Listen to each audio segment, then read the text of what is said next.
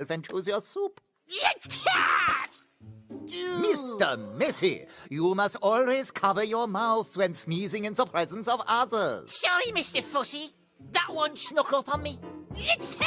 Very well. Perhaps these flowers are Just have a bowl of your stinkiest cold cheese soup, please. Well, clearly something around here is making you sneeze. Perhaps it's the bread. Don't think so. I use a loaf of bread for a pillow, and this never happens. Maybe it's the butter. Maybe it's Mr. Tickle.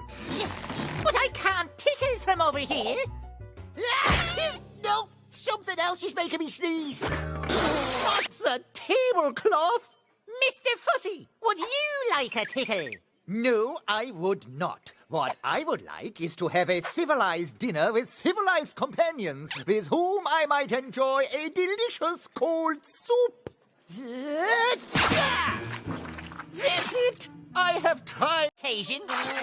sweet apple strudel. Get rid of that filthy tie at once. You definitely need a tickle.